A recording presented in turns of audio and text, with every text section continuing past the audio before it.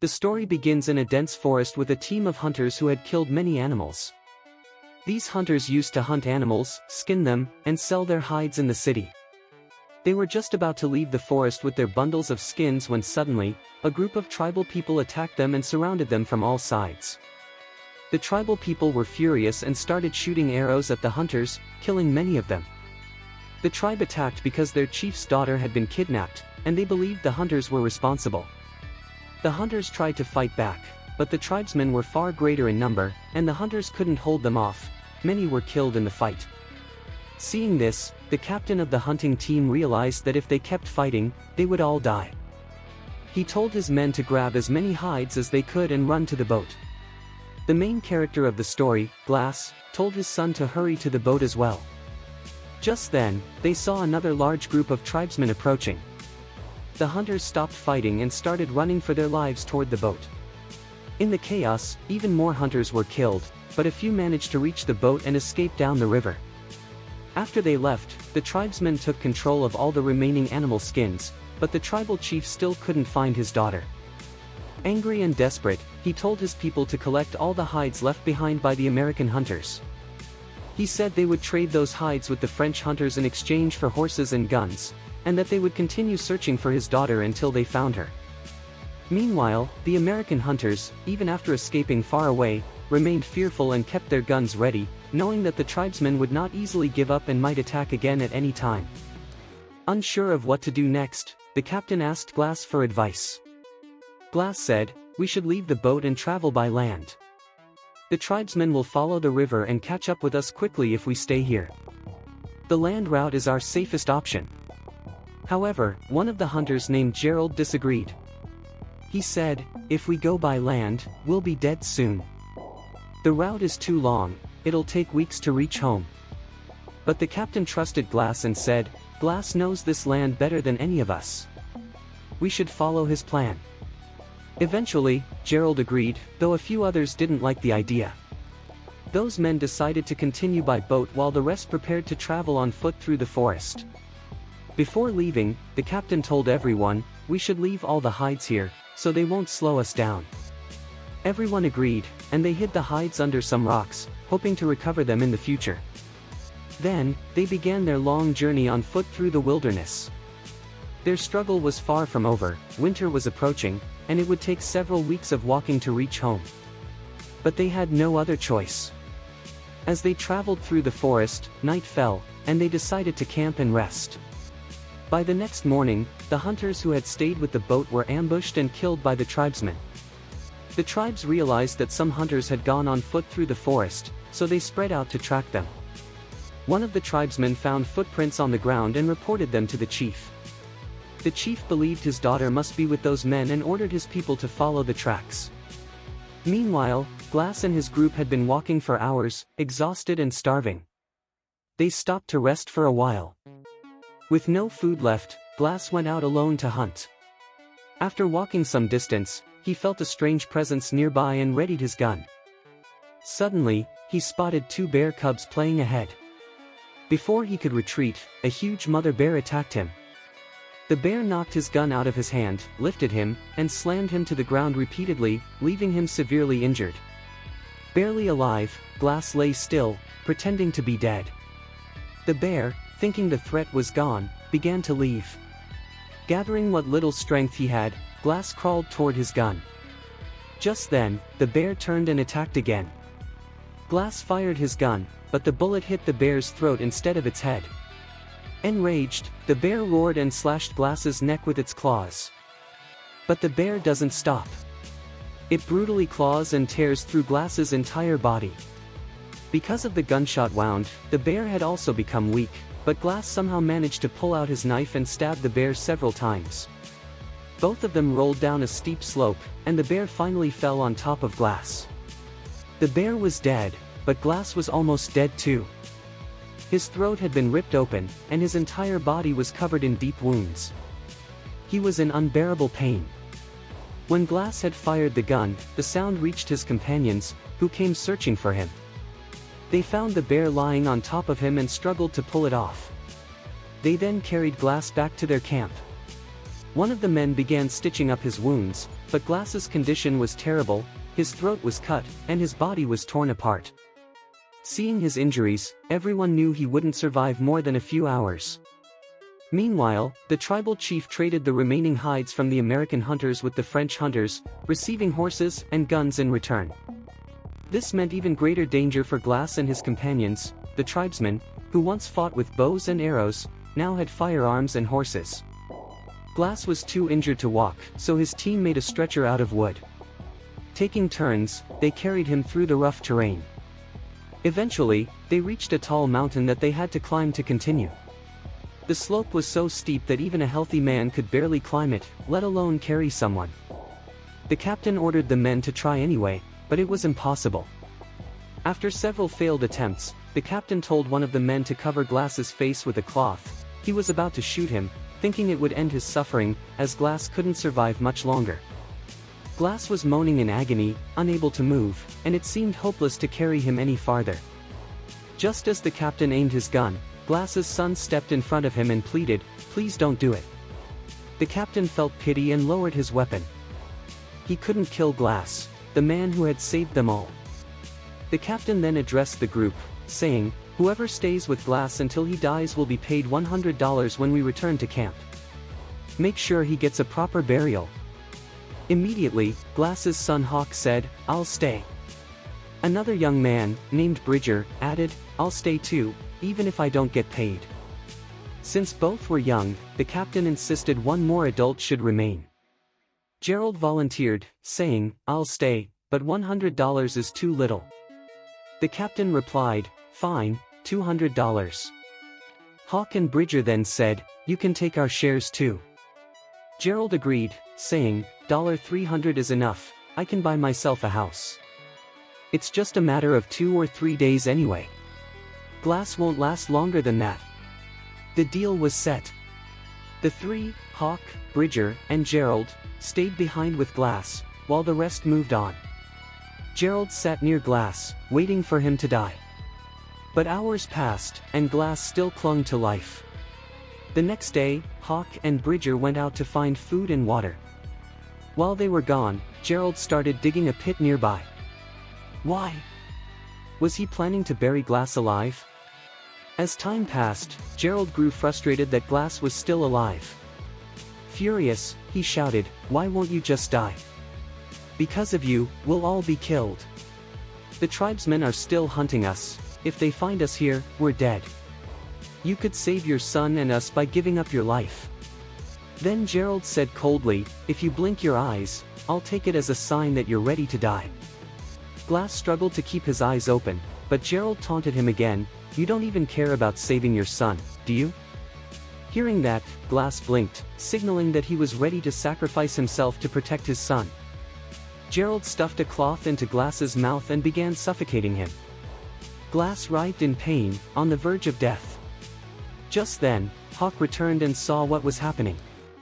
He shouted and pushed Gerald away with his gun, pointing it at him in anger. Gerald tried to explain himself, but Hawk wouldn't listen and kept yelling. In rage and fear, Gerald stabbed Hawk in the stomach, killing him in front of Glass. Glass's throat was slit, so he couldn't scream. He could only watch helplessly as his son died before his eyes. Gerald dragged Hawk's body away and hid it, so that when Bridger came back, he wouldn't see it. A while later, Bridger returned and asked, "Where's Hawk?" Gerald casually replied, "He's around here somewhere. He'll be back soon." Glass desperately tried to warn Bridger that Gerald had killed his son, but no sound came from his mouth. That night, Gerald and Bridger went to sleep. The next morning, Gerald woke Bridger and lied, "I saw about 20 tribesmen heading this way. If they find us, they'll tear us apart." Bridger panicked and said, "If we leave, what about Glass and Hawk?" Gerald replied, "If Hawk is alive, he'll find us. As for Glass, he's dying anyway.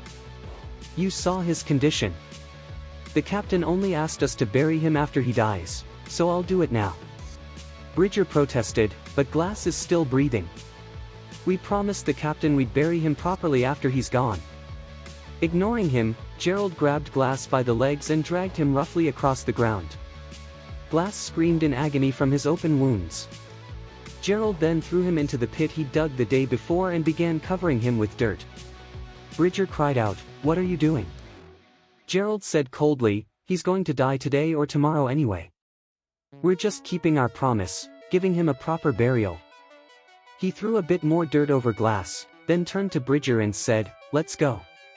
Bridger was heartbroken seeing Glass like that. Before leaving, he whispered, "I'm sorry, Mr. Glass. I have to go," placed a small bottle of water on the grave, and left. Now Glass was completely alone, buried alive, bleeding, and barely breathing. Hours passed. Lying in the dirt, he thought, "If I'm going to die anyway, I might as well try to live." With every ounce of strength left in his body, he began to move. Slowly, painfully, he pushed through the soil and crawled out of the shallow grave. Barely alive, he dragged himself to where his son's body was hidden. Seeing Hawk's lifeless body shattered him completely. Overcome with grief and rage, he vowed to take revenge. He laid his head on his son's chest and fell asleep in exhaustion. The next morning, Gerald woke Bridger and said, "Get up. We have to move. 12 tribesmen are following us." Bridger, confused, said, "You told me yesterday there were 20. That's when he realized Gerald had lied. Angry, he pointed his gun at him. Gerald calmly said, "You should be thanking me. I saved your life. I had to scare you, we couldn't risk staying with a dying man. Glass was going to die anyway. If you want to live, you'll do as I say. Or you can go back to him and die with him." Terrified, Bridger lowered his gun and followed Gerald. Meanwhile, back in the forest, Glass, starving, bleeding, and half dead, began to crawl. Hugh Glass reaches a place where he finds an animal skull. He breaks off one of its bones and eats the dried flesh stuck to it. Then, crawling with great effort, he reaches the edge of a hill and sees a river flowing below. Glass is now extremely thirsty, so he drags himself toward the riverbank and starts drinking water. But as he drinks, the water leaks out from his neck because his throat had been slashed open. Glass realizes he must treat his wounds first. He still has a little gunpowder left. He gathers dry grass, starts a small fire, and sprinkles some of the gunpowder on the wound in his neck. Then he takes a burning stick and presses it against his wound.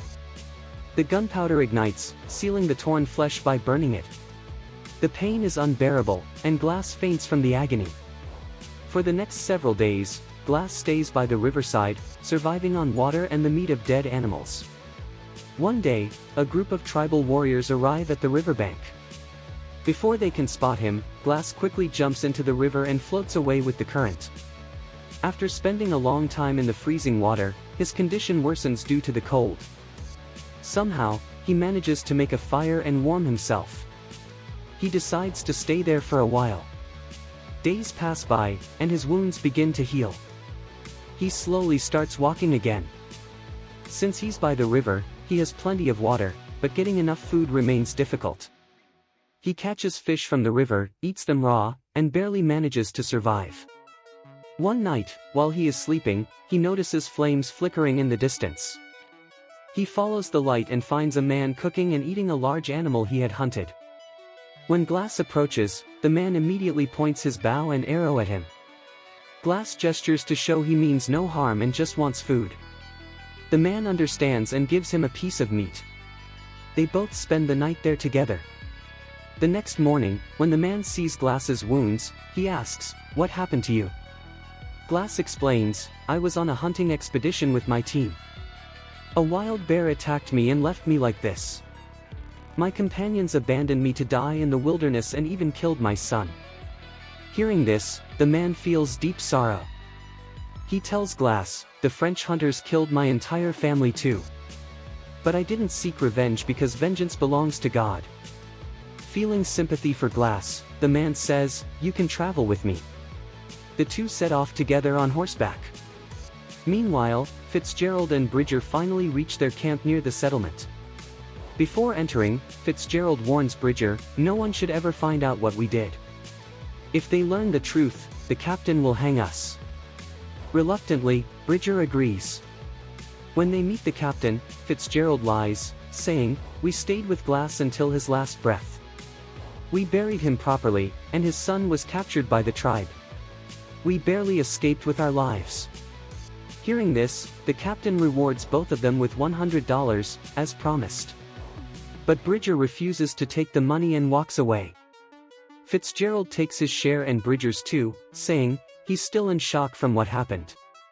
Back in the wilderness, Glass and his companion are traveling through the snow when a blizzard hits. Glass, already sick and with festering wounds, collapses. The man builds a small wooden shelter, removes Glass's clothes, places him inside, covers him up, and lights a fire to keep him warm. The next morning, when Glass wakes up, he finds the man missing. As he searches, he sees the man hanging from a tree, hanged by French hunters. Nearby, Glass spots the Frenchmen. He realizes these are the same men who had kidnapped the tribal chief's daughter, the same hunters who had traded guns and horses with the tribe in exchange for animal hides. The chief had mistakenly believed the American hunters took his daughter. Glass watches as one French hunter assaults the kidnapped girl. Furious, Glass sneaks up and kills the man, freeing her. He quickly mounts a horse, fires his gun to scare off the other horses, and escapes. The Frenchmen can't chase him since their horses are gone, but during his escape, Glass accidentally drops his water bottle. Later that night, Glass sleeps under a tree. The next morning, he spots tribal warriors approaching again. He mounts his horse and flees. They chase him closely. Glass shoots two of them but keeps riding. Suddenly, a cliff appears ahead, with a deep gorge below. He knows if he stops, he'll be killed, so he leaps off the cliff with his horse. They crash down, the horse dies instantly, but Glass survives because he hits tree branches and lands in deep snow. However, his condition worsens, and the freezing wind grows stronger. Knowing he'll freeze to death if he doesn't find warmth, he cuts open the dead horse's belly, removes its organs, and crawls inside the carcass to survive the night. The next morning, he wakes up alive, the storm has passed. He continues his journey again. Meanwhile, at the outpost, a French hunter arrives seeking help from the American group. The captain asks, "What happened to you?" The man says, "A lone man killed our captain and freed our horses. After that, our group scattered. Many died from the cold." He shows proof of the incident, including a water bottle. When Bridger sees it, he recognizes it immediately. "That's Glass's bottle," he says. The captain demands to know where this happened. The man points to a location 30 miles away. The captain, Bridger, and a few men set out to find Glass. Fitzgerald realizes he's in trouble. After a long journey, they reach the area at night. They search around and finally see a man in the distance. It's Glass. The captain is shocked because Fitzgerald had told him Glass was dead. Glass tells the captain everything, how Fitzgerald killed his son and left him to die. The captain, furious, vows to find Fitzgerald. When they return to the camp, they discover Fitzgerald has stolen all the money and fled. In anger, the captain strikes Bridger and orders him arrested. But Glass intervenes, saying, "It's not Bridger's fault. He didn't know the truth. Let him go." The captain agrees and decides to hunt down Fitzgerald. Glass insists on coming along. "I've traveled all this way for him," he says. "I'll be the one to kill him." The captain reluctantly agrees. They track Fitzgerald's horse prints through the snow. After a while, they split up. The captain says, "You go right, I'll go left." A short time later, Fitzgerald ambushes the captain and holds him at gunpoint. The captain orders him to surrender, but Fitzgerald shoots him dead. Hearing the gunshot, Glass rushes over and finds the captain's body. Fitzgerald has escaped again. Using his wits, Glass props up the captain's body on a horse to make it look alive and lies motionless on another horse behind. When Fitzgerald spots them from a distance, he thinks the man riding in front is Glass and the one behind is the captain's corpse. Fitzgerald shoots the man in front, the rider falls. Confident that Glass is dead, Fitzgerald approaches. But when he turns over the body, he realizes it's the captain. Suddenly, Glass rises from behind and shoots Fitzgerald, wounding him in the shoulder. Fitzgerald flees toward the river, and Glass chases him. The two engage in a brutal hand-to-hand fight by the riverbank, injuring each other badly. As Glass is about to kill Fitzgerald, he remembers the man who once told him, "Revenge is in God's hands." Glass lets Fitzgerald drift into the river instead. The current carries Fitzgerald to the opposite bank, where the tribal warriors are waiting. They seize him and kill him. Then they see Glass across the river. But instead of attacking, they silently leave him alive. The tribal chief's daughter, the same girl Glass had rescued, has told her father how Glass saved her life. Because of that, they spare him. With that, the story ends. If you liked this video, don't forget to subscribe to our channel and give it a thumbs up.